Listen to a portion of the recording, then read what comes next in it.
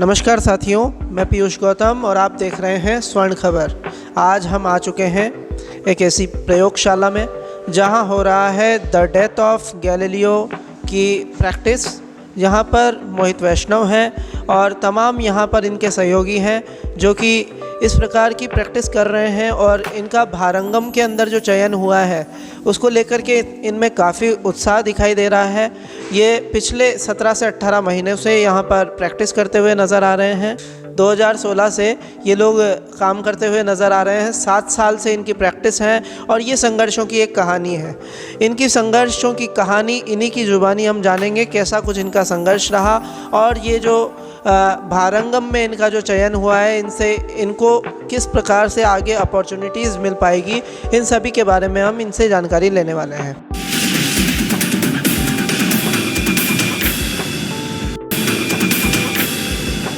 तो जब हम लोगों ने अपनी यात्रा शुरू करी थी तो हमारे साथ राजकुमार जी थे, तो वो हम लोगों को काफ़ी सारी चीज़ों के बारे में बताते थे कि इस फील्ड में और क्या क्या चीज़ें हैं। अभी जो हमारे साथ में नए बच्चे हम लोगों के साथ में जुड़ रहे हैं, कोई 11th क्लास से ही हम लोगों के साथ में जुड़ रहा है, कोई 10th से जुड़ रहा है, कोई फर्स्ट ईयर से जुड़ रहा है। तो अब बहुत सारी चीज़ें जो हम लोगों ने जानना समझा वो हम लोग भी उनसे शेयर करते रहते हैं। तो अभी हमारे साथी हैं गर्वित, तो अभी जब उनको एक है कि उनका इंटरेस्ट बनने लगा, चीज़ें बहुत अच्छे से उनको समझ में आने लगी, तो अभी यहाँ से उन्होंने 12th क्लास क्लियर करके जयपुर राजस्थान यूनिवर्सिटी से वो ड्रामा की पढ़ाई शुरू कर रहे हैं। तो अपने आप में ये ग्रुप के लिए एक बहुत अच्छी बात होती है कि कोई जिस शहर में रंगमंच को लेके एक उस समय उस तरह का माहौल नहीं था, आज उसी ग्रुप से लोग रंगमंच की पढ़ाई कर रहे हैं दूसरे शहर में जाके। तो ये हम लोगों को काफ़ी चीज़ प्रभावित करती है। तो इसी प्रकार का ये संदेश देना चाह रहे हैं कि अगर बच्चे भी अगर इस फील्ड में आना चाहते हैं तो वो बेझिझक होकर के आ सकते हैं और इस फील्ड में ये अपना नाम कमा सकते हैं।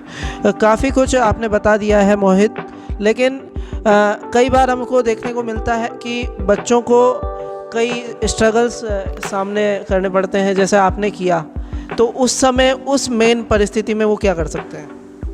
ये डिपेंड करता है कि हमारे सामने चुनौतियाँ किस तरह की आ रही हैं। अधिकतर चुनौतियाँ जैसे कि मम्मी पापा ने मना कर दिया, समाज में कि एक यार क्या कर रहा है आपका बच्चा, नाटक कर रहा है, तो एक हंसी उड़ने वाला एक ऐसा लगता है उन लोगों को। लेकिन क्या आपको लगता है ये हंसी उड़ने वाली भी चीज़ है? इस पे एक अनुभव मुझे याद आ रहा है कि बहुत बार हम लोग जब नाट्य प्रस्तुति करते हैं और बहुत सारे शो हम लोगों ने ग्रामीण परिवेश में भी किए हैं, तो बहुत बार ऐसा होता है कि ग्रामीण परिवेश के लिए हम लोग जिस प्रकार के नाटक प्रेजेंट करते हैं उन लोगों के लिए एकदम जादू की तरह होता है।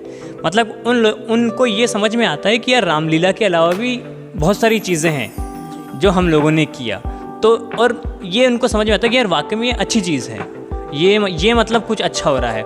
और जब गांव के बच्चे हम लोग शो करने के बाद वो हमसे बात करते हैं कि हम लोग कैसे आप लोगों के साथ में जुड़ सकते हैं। तो और सेम ये चीज़ दूसरी जो परेशानी आती है वो एक इकोनॉमिकली जो है वो आर्थिक परेशानी तो आती है कि हाँ, तो उसके लिए भी अभी टीम के जो साथी हैं सब लोग अपना, जैसे मैं कहीं पे काम कर रहा हूँ उसमें किसी मतलब एक ऑर्गेनाइजेशन के साथ में, फिर मैं अपना व्यक्तिगत समय निकाल के समूह के साथ में काम कर रहा हूँ। तो वो ऐसा नहीं कि आपका रंगमंच और आपकी पर्सनल लाइफ बहुत अलग नहीं है, वो दोनों आपस में जुड़ी है।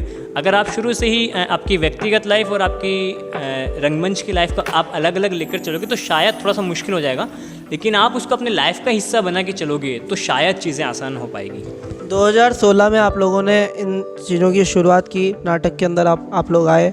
उस समय कैसा आपको फेस दिखाई देता था और आज के समय में आपको कितना परिवर्तन दिखाई देता है? यस, ये बहुत इंटरेस्टिंग क्वेश्चन है। मतलब अब जाके हम लोगों को ये महसूस होने लगा है कि मतलब टोंक में शायद अब रंगमंच को लेके हलचल है। ये हम लोगों के लिए बहुत अच्छी बात है कि एक समय जब रंगमंच नाम की चिड़िया को कोई जानता भी नहीं था, आज वहाँ पे ऑडियंस इंतज़ार कर रही है कि यार इस ग्रुप का नाटक कब होगा, ऑडियंस प्री बुकिंग करानी है कि हाँ भाई हम लोगों का सीट बुक कर लीजिए। तो ये कहीं ना कहीं लगता है कि हम लोग जो काम इतने समय से कर रहे हैं एक उसमें कुछ तो सफलता हम लोगों को मिली है। मतलब लगातार हम लोग बहुत सारे शो ऐसे होते हैं जब हम लोग पब्लिक के बीच में जाते हैं ताकि लोगों को अब ये पता चलने लगा कि टोंक में कोई ग्रुप है जिस प्रकार का काम करता है।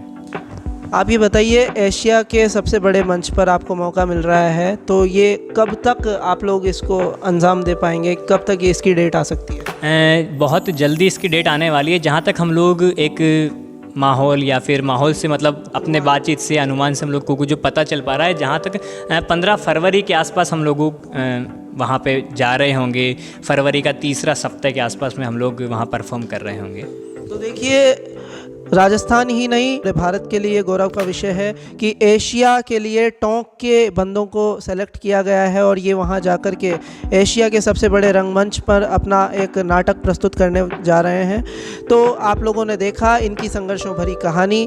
आप हमें कमेंट करके ज़रूर बताइएगा कि किस प्रकार इनकी कहानी आपको मोटिवेट करती है और आगे बढ़ने के लिए प्रेरित करती है। टोंक से पीयूष गौतम, ब्यूरो रिपोर्ट, स्वर्ण खबर।